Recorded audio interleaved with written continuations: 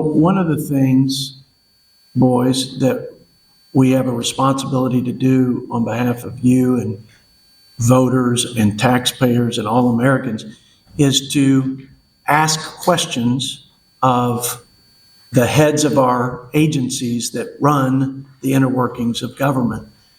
And the inner workings of the part of government that this gentleman, Dr. Phil Swagel, is in charge of is analyzing legislation and policy for its financial and economic impact so that we can know when we're trying to decide what solutions we should apply to the problems that exist or the challenges we face. We have to know what the cost benefit is for these things, because we don't have endless sources of money, although we act like it. And so we have to steward tax dollars as we solve problems. And Dr. Phil Swagel and his team do that analysis. And if he does that analysis well, and it's accurate, and that's not easy to do, and if it's timely, and we get that information in a way that we can expedite the process, we can govern this nation a whole lot better.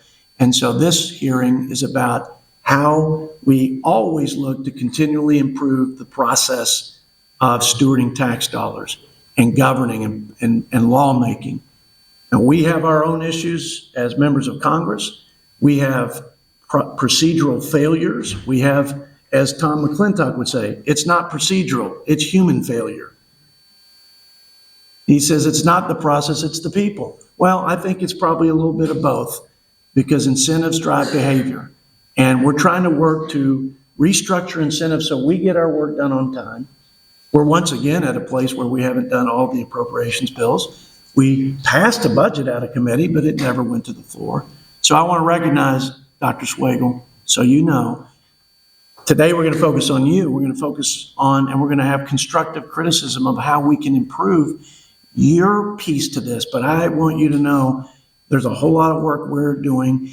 And my ranking member, and Bobby Scott, the acting ranking member, and my Democrat colleagues have decided that it's important to fix the broken process. And that commitment has yielded 11 bills to address some of the dysfunction in our congressional budget process. That's I think the most ever, sadly.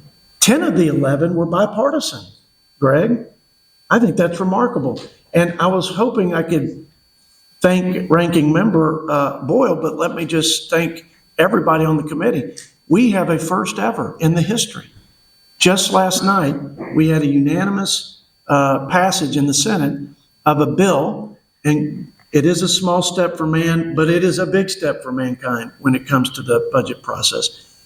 But it passed not only the House, but the Senate, and is going to be signed, I anticipate, by the President to empower you and equip you with federal data for you to give us more complete and accurate information.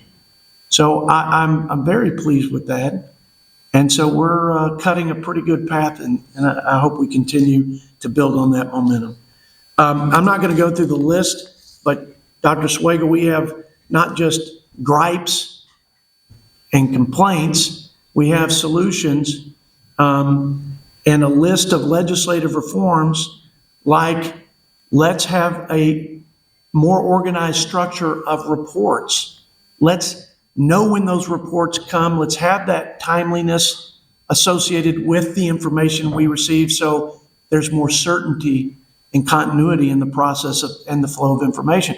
Another example would be we need to do oversight regularly.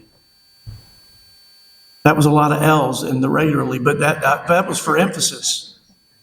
I'm not picking on the Democrats, my Democrat friends, because Republicans have their own ways that we've screwed things up and not followed through or not implemented the law.